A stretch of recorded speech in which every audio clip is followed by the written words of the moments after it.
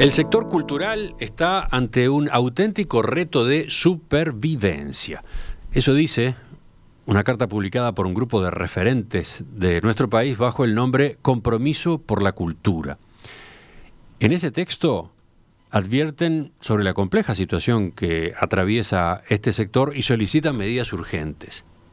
Ahora, la aparición pública se produjo antes de que ayer el gobierno anunciara, al igual que lo hizo hace un año, la suspensión de los espectáculos públicos.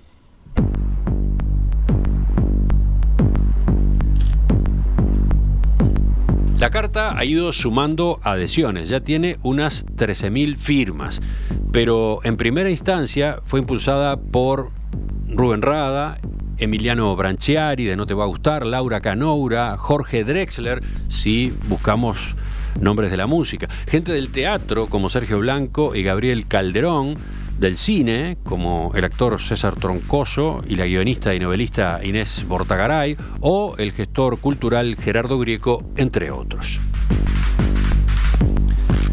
En el llamado original se recuerda que el sector tiene ya debilidades históricas y una precariedad que nunca se solucionó de fondo, a lo que vienen a sumarse de un tiempo a esta parte las medidas restrictivas. También se destaca que no hay en esta actividad solo importancia por el valor de las obras para la sociedad. Se destaca que ahí hay trabajo, se destaca que ahí hay una industria que debe ser observada también desde ese ángulo. Entonces, desde allí, ¿cómo se reacciona ante las novedades de anoche? Vamos a conversar con el contador Bruno Gili, socio en la consultora CPA Ferrer, que quizás sorprendió a muchos que figurara entre los impulsores, ¿no? Contador Gili, ¿qué tal? Buen día, un gusto saludarlo. Buen día, ¿cómo están, Emiliano? Romina, muchas gracias por invitarme. La primera pregunta supongo que es la que tenías ahí, Romina. Eso, ¿cómo llega al mundo de la cultura, no? A ver, usted lo conocemos como socio de CPA, contador vinculado al mundo de las finanzas, hasta el mundo de la educación, ¿no? Por su relación con EDUI 21 como uno de sus impulsores. Pero acá no lo teníamos en este campo. ¿Cómo llega al mundo de la cultura? Gracias por la pregunta. Sí, a ver, varios de los que ustedes nombraron recién y otros como bueno Luis Mardones y Gabriel Calderón y Gerardo Grieco, que en particular tengo una relación personal hace años, muchas veces conversamos, digamos, sobre distintos temas y en este caso, esto fue bastante en el mundo de las redes, yo en algún momento puse algún tuit vinculado a que me parecía que los reclamos, estoy hablando hace bastantes meses atrás, los reclamos vinculados al sector de la cultura, tal vez le estaban faltando una mirada desde afuera del propio sector y del propio sector público como por cómo está organizado y mirarlo de otra perspectiva, ¿no? Yo en ese momento lo decía, al final es un sector que tiene, obviamente es una actividad económica relevante, además de artística y creativa, que hace a cualquier conformación de cualquier país y de cualquier sociedad y de cualquier nación, y uno lo que veía es que el conjunto de instrumentos, de instituciones, no estaban preparadas para enfrentar la pandemia. Le faltaba como una mirada económica a quienes trabajan en ese rubro. Y bueno, si lo llevamos muy simple para ir a mi conocimiento más específico es, si yo observo lo que ocurre en otros sectores de la economía cuando acá aparece la pandemia o en otros momentos de crisis, el Estado ha ido construyendo un conjunto de instituciones que buscan, digamos, actuar como una garantía de segundo término o actuar como un sector de respaldo, digamos, que hace que los flujos económicos y financieros, que no siempre concuerdan, puedan calzar en momentos en donde la actividad económica tiene un problema y hace que el flujo de dinero circule. Ahora voy a poner algún ejemplo, o al revés, cuando hay muchas oportunidades y necesitamos dinero para invertir, que bueno, ese flujo aparezca de dinero para las inversiones. Entonces, si tú mirás en la pandemia, cuando empezó, el Estado tenía, el Banco Central tomó determinadas decisiones para flexibilizar la actividad de los bancos y lo que los bancos pudieran enfrentar y apoyar financieramente a la economía.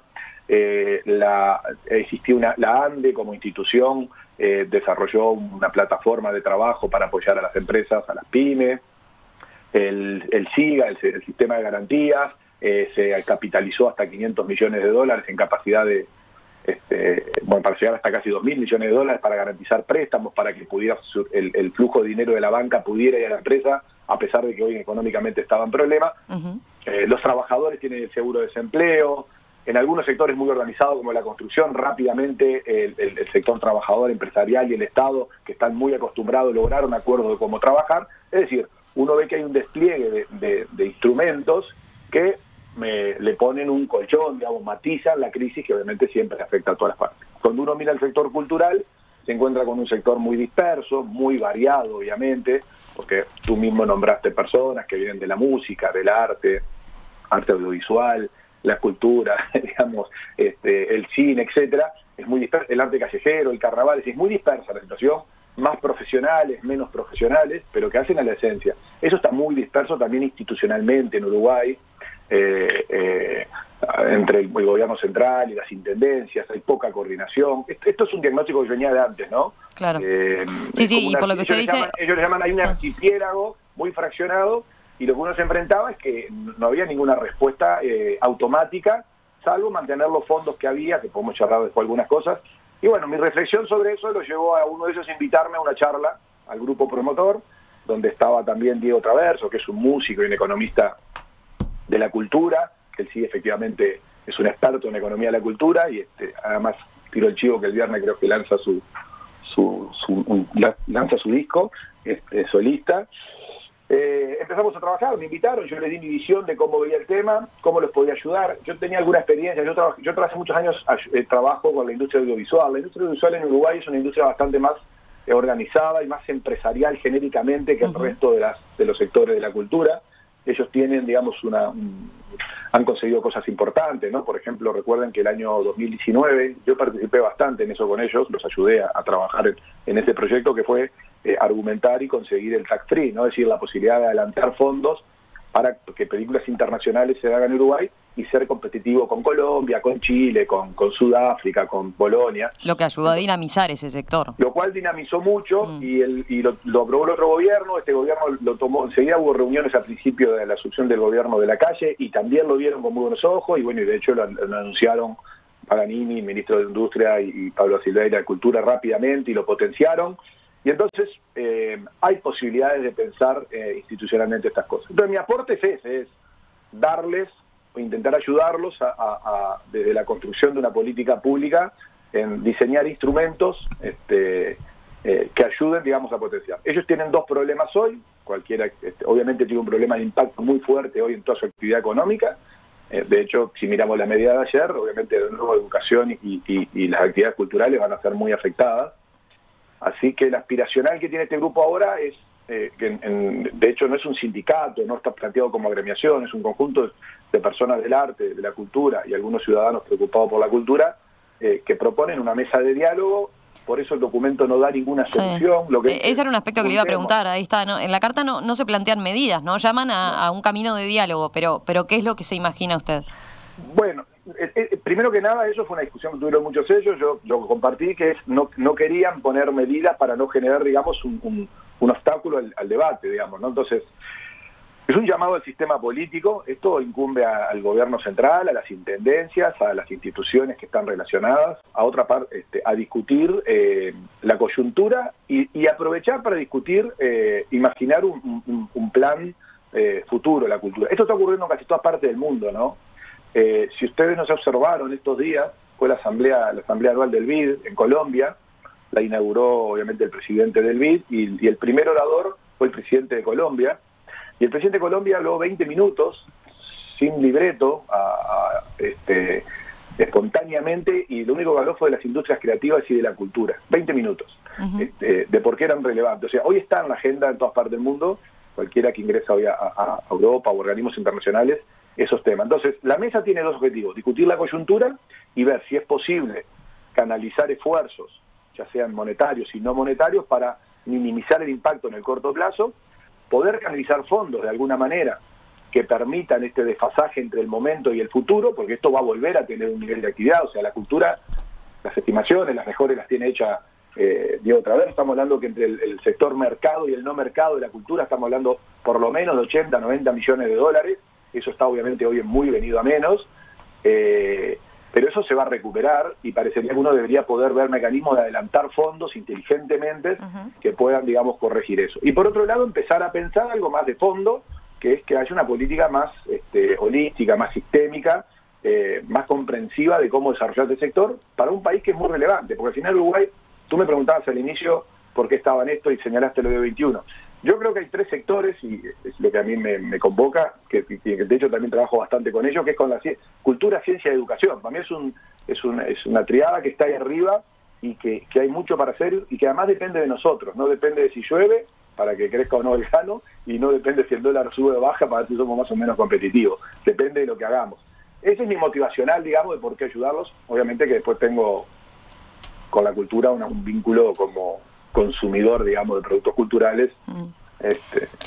Creo que esta explicación, esa respuesta ha sido muy útil, primero para entender su participación, pero además para entender qué es esta movida, ¿no? ¿Qué dimensiones tiene esta movida? Vayamos entonces, a partir de todos esos antecedentes, a los anuncios de anoche. Algo ya dijo al pasar, pero ¿qué sensación sacó?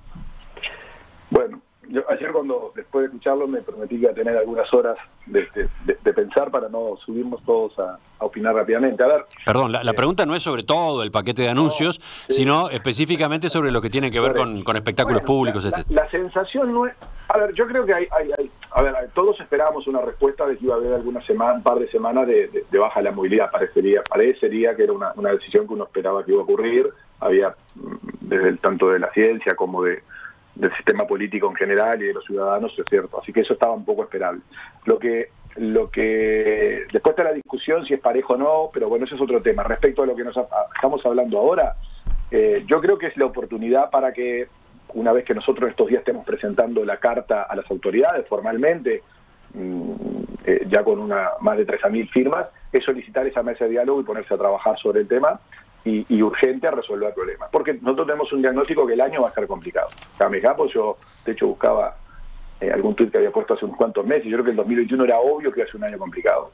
Creo que tal vez más de lo que esperamos ahora, y efectivamente es un sector que necesita apoyo. Por lo cual, la aspiracional que tiene este grupo ahora, en lo que es de corto plazo, que como muy bien dijo el presidente ayer, los sectores más afectados van a tener que ser contemplados. Y bueno, obviamente el sector turismo, el sector cultura y el sector gastronómico, de alguna manera, vamos a ver cómo termina impactando, son de los 3 sectores más afectados, con menos sistemas de protección de lo que explicaba al principio, con menos institucionalidad para poder responder al efecto que está teniendo la pandemia sobre ellos, y es donde debería ponerse todo, no solo dinero, sino la imaginación y la capacidad de coordinación y de romper estructuras obsoletas que hoy tenemos para atender alguna situación. Esa es la aspiracional que el grupo tienen entre ayer y hoy. Pero veamos, la medida se tomó, los espectáculos se suspenden.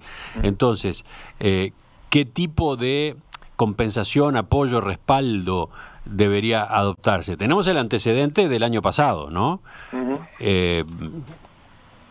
Romina, ¿cómo fue esa especie de subsidio para artistas? Sí, ahí, si no recuerdo mal, eran algo así como entre 6.000 y 7.000 pesos, ¿no? 2 partidas, concretamente. Sí, a ver, el Ministerio largó los fondos, de hecho creó algunos instrumentos nuevos, creó un fondo nuevo también, Rubén Meloño, digamos, y se crearon otra serie de actividades. La Intendencia Motivo también ayer anunció cosas para el grupo, digamos, no queremos hablar en representación de todos los gremios y las actividades, porque la verdad que no, por lo menos yo personalmente no he hablado con todos ellos. Para este grupo impulsor, promotor, hoy, y lo que en general está circulando en la industria, que ha sido escaso, o sea que no ha sido suficiente para mantener el nivel de actividad que se necesita, ¿no? Es decir, no son fondos suficientes esos subsidios que ha habido para poder mantener el nivel de actividad y de la cultura, ¿no? Y de subsistencia de mucha gente. O sea, necesitamos pensar medidas un poco más radicales. Por eso digo que no todo tiene que ser subsidio, por eso hay que sentarse a charlar. En muchos casos, en el sector cultura hay sectores que son más empresariales, ¿sí? Que tienen, y otros sectores que son más artesanales, por poner un nombre, no sé si es correcto lo que estoy diciendo poniendo el adjetivo artesanales, pero de alguna manera más más de cultura popular. Entonces, las dimensiones son distintas.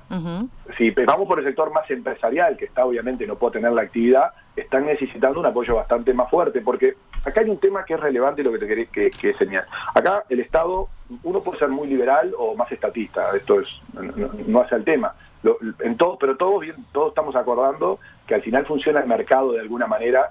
Hay esa parte que lo hace funcionar el mercado, que es relevante. Y acá el que corta el mercado, obviamente la pandemia, pero porque hay una decisión gubernamental de decir el mercado no funciona. Y si el mercado no funciona por decisión pública, de alguna manera tiene una responsabilidad de cómo, por lo menos, solventar ese periodo. ¿Todo tiene que ser subsidio para ahora? No. Posiblemente muchos se pueden canalizar con aportes financieros tipo otros institucionales que permitan en el tiempo construir una devolución. Por ejemplo, podríamos pensar, hay que sentarse a charlar con la gente obviamente del gobierno y de las intendencias, podríamos pensar un fondo de garantía mucho más potente, en donde a partir de la historia de lo que se conoce que es la economía de la cultura y los tickets, se construya un fondo que responda a eso, más potente, por ejemplo, lo que se hizo el año pasado, que se compraron entradas de espectáculos mucho más masivamente, que permita y que en perspectiva en los próximos 6, 7, 8 años eso se pueda devolver. ¿De acuerdo? ¿Por qué? Porque la actividad se supone que va a volver a tener un nivel y por lo cual uno va a poder devolver parte de eso. No todo tiene que ser un subsidio, capaz que solo subsidio en la tasa, pero no en el capital. Posiblemente va a haber que pensar alguna norma para ser mucho más claro sobre cuáles son los datos, porque hay problemas de datos y de monitoreo para poder determinar cuál es el subsidio que efectivamente se le da a cada una de las actividades. O sea, no tenemos una solución, de hecho yo no la tengo tampoco porque no tenemos los datos finos de lo que está pasando en la economía. El llamado es a una mesa, en el caso mío particular, es participar de mi profesión en esa mesa con ellos para ayudarlos a pensar diseños de instituciones, como en su momento se diseñó el SIGA, por poner algo que era una solución a no acceso al crédito a las pymes en su momento. Entonces, pensar instrumentos de ese tipo. Hoy piensen que están los organismos públicos, que hoy manejan muchos fondos, y no tienen una política decidida para eso. Si uno va a los bancos hoy, ninguno tiene una línea de crédito para cultura, ¿no? Claro. O sea, no existe, es un dato que no entraría en la agenda. Si uno mira agendas internacionales, yo estaba leyendo hoy de mañana algunas, empezando a buscar antecedentes que está ocurriendo, en todas está esto, ¿no? De alguna manera, cómo poder dar sostenibilidad económica y financiera al sector cultural. Se llama una de las líneas de trabajo que tiene la Comisión de Cultura para toda Europa, de ciudades y estados, y bueno, están trabajando en esos temas. Pero más allá del sostén cultural que usted señalaba, ¿también puede pensarse en las industrias creativas como parte de los tractores para la reactivación post-COVID, por ejemplo? Sí. Yo creo que hay muchas cosas que se puede adelantar. Eso es un tema que he hablado bastante con los artistas. Les cuento, no pueden adelantarse actividades, porque la creatividad no es una cosa, tiene un proceso, ¿no? El proceso de creatividad, el hacer una película, el hacer una obra, el hacer un libro, el hacer una escultura, el planificar actividades musicales, el pensar cuál van a ser los shows que van a venir el año que viene, es decir, cuáles son los tipos de espectáculos, ¿no? que son sustantivos. Todo eso se puede pensar y planificar. Es decir, si nosotros desarrollamos un plan a 3 años en donde esos son los grandes objetivos y los impactos que queremos lograr, podemos empezar a adelantar fondos contra eso. Esa es mi opinión sobre el tema. Insisto, que es lo mismo que ocurre en lo demás. Es cómo hago que el fruto económico que responde a la actividad que hago, artística, cultural, o producir un bien, no importa, un servicio, y los flujos financieros que se adecúan para cuando eso mañana tenga frutos.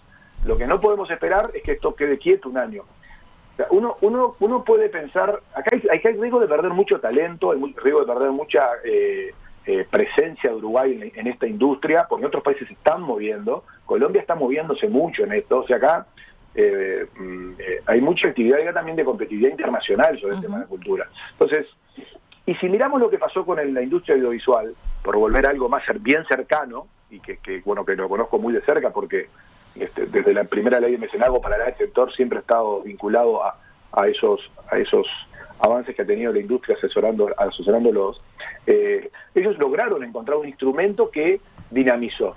Además de que Uruguay fue exitoso, por lo menos en el 2020, en el manejo de la pandemia, y tenía una industria bastante internacionalizada, logró con una serie de instrumentos aumentar sustantivamente la posibilidad de que Amazon, Netflix, ahora Disney también estén produciendo en Uruguay. Entonces creo que hay que es plata, pero es sentarse a pensarlo también.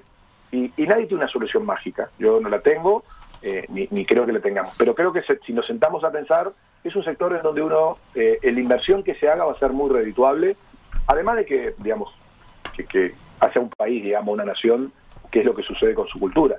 Ahora, yo lo que percibo de afuera son que cada uno ha salido con sus medidas chiquitas, ¿no? Esa es la excepción, y eso también la tiene. Voy tirando 3, que no te cobro el ticket para entrar al cine, hago espectáculos barriales, el ministerio que tiró el fondo Medonio, que compró parte de entradas, pero me explico lo que digo, son todas cosas muy fraccionales, que además por un sector tan disperso y tan amplio, es muy difícil saber cómo se puede aprovechar. Esa es la sensación que tiene este grupo y que ve la crisis como una oportunidad para intentar resolver cosas de corto plazo ahora, pero que empiecen a pensar en algo más de fondo que lo haga el sector mucho más fuerte y potente, ¿no? Esa es la voluntad de este grupo. Puede estar equivocada, digamos, en esto uno nunca tiene la certeza absoluta, pero bueno, no hay peor gestión que la que no intentamos hacer para tratar de salir de esta situación, que de a uno solos individuales va a ser muy difícil, ¿no? Contador Bruno Gili, socio en CPA Ferrer, uno de los firmantes e impulsores de este llamado, este documento, esta declaración titulada Compromiso por la Cultura. Le agradecemos la participación esta mañana, este panorama y las líneas que quedan abiertas ahora, ¿no? Es un campo o una forma de encarar esta situación que no es la tradicional, no es la que ha estado en la cabeza de mucha gente en estas semanas o en estos meses. Nos va a interesar seguirla de cerca. Volvemos a conversar. Muchas gracias a ustedes por el espacio y con gusto volvemos a conversar cuando avancemos un poco más en estas cosas. Gracias. Chao, chao.